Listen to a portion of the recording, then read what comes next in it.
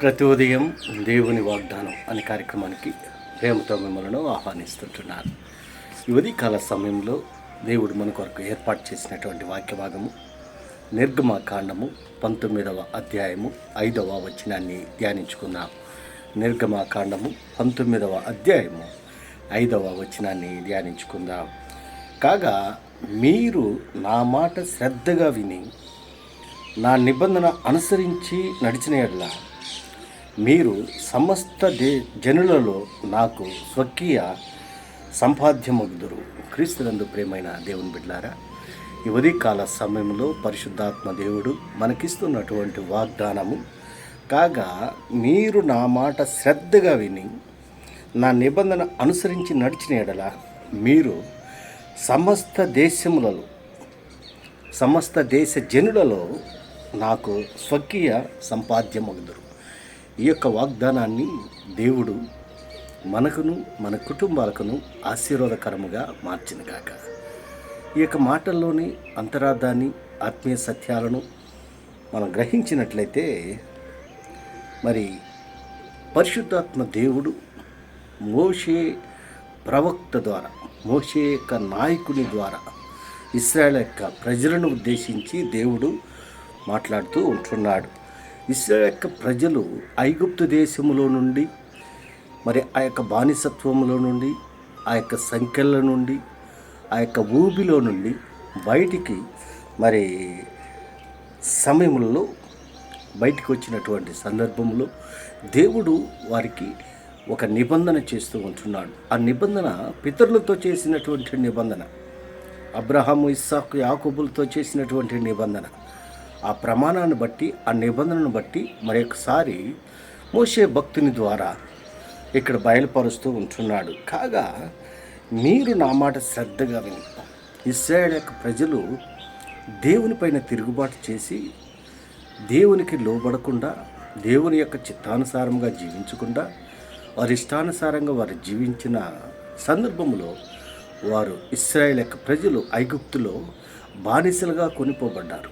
అయితే అక్కడ వారు పెట్టినటువంటి మూల్గులు, వారు విన్నవించుకున్నటువంటి విన్నపములు దేవుడు ఆలకించి వారి మరణు విలి మరి మోషేని వారికి ఒక నాయకుడిగా దేవుడు ఎన్నుకొని ఉంటున్నాడు. మోషే ద్వారా తన ప్రజలను మరి ఐగుప్తు దేశంలో నుండి బయటికి నడిపించాడు. మరి అనేక రీతిలుగా అద్భుత కార్యాలను వారి పట్ల చేశాడు. మరి వారు బయలుదేరినాడే 3వ నెల ఆరంభము నందే వారు సీనాయి అరణ్యమునకు వచ్చిరి. వారు రెఫీదీము నుండి బయలుదేరి సీనాయి అరణ్యమునకు వచ్చి ఆ అరణ్యమును దిగిరి. అక్కడ పర్వతం ఎదుట ఇశ్రాయేలు విడిసిరి. మోషే దేవుని యొద్దకు ఎక్కిపోగా యెహోవా ఆ పర్వతం నుండి అతన్ని పిలిచి, నీవు యాకోబు కుటుంబకులతో ముచ్చటించి ఇశ్రాయేలుకు తెలుపవలసిందేమగా, నేను ఐగుప్తీయులకు తెలుపవలసినదేమనగా, నేను ఐగుప్తీయులకు ఏం చేస్తానో మిమ్మను గద్ద రెక్కల మీద మోసి నా యొద్దకు మేము నెట్లు చేర్చుకుంటాం మీరు చూచితిరి.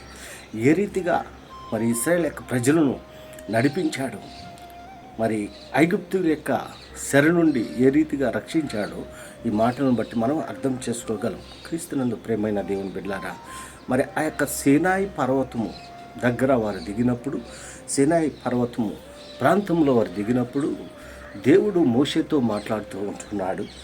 మరి అక్కడ ఇశ్రాయేల్ యొక్క ప్రజలకి ఒక వర్తమానాన్ని ఇస్తుంటున్నాడు. కాగా మీరు నా మాట శ్రద్ధగా విని ఆయన నిబంధనను అనుసరించి నడిచినట్లయితే వాగ్దానం చేస్తానన్నటువంటి భూమిలో మరి వారిని నడిపిస్తానని దేవుడు వాగ్దానం చేశాడు.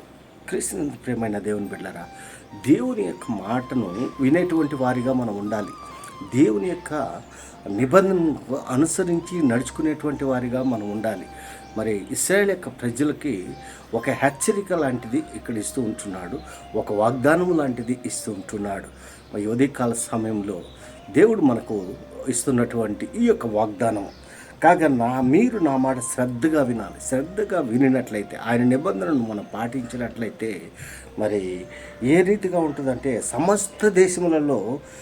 సమస్త దేశ జనులలో నాకు స్వకీయంగా, మరి సొంత బిడ్డలుగా ఆయన బిడ్డలుగా ఉండేదానికి ఆస్కారం ఉంటుంది. ఇశ్రాయేలుకి దేవుడు ఇస్తున్నటువంటి వాగ్దానం ఇశ్రాయేలుకి మాత్రమే కాదు, కానీ దేవుడు ఈ ఉదయకాల సమయంలో నీకు నాకు ఈ వాగ్దానాన్ని ఇస్తుంటున్నాడు. ఈ వాగ్దానాన్ని స్వీకరించి ఈ వాగ్దాన ప్రకారము ఆయన మాట శ్రద్ధగా విని ఆయన నిబంధన అనుసరించి నడుచుకునేటువంటి వారిగా నీవు నేను ఉండాలని ఈ కొద్ది మాటల ద్వారా నేను హెచ్చరిక చేస్తున్నాను. దేవుడి యొక్క మాటలను మరెక్కువగా మీకును మీ కుటుంబాలకును ఆశీర్వాదకరంగా మార్చిన గాక. ఆమేన్.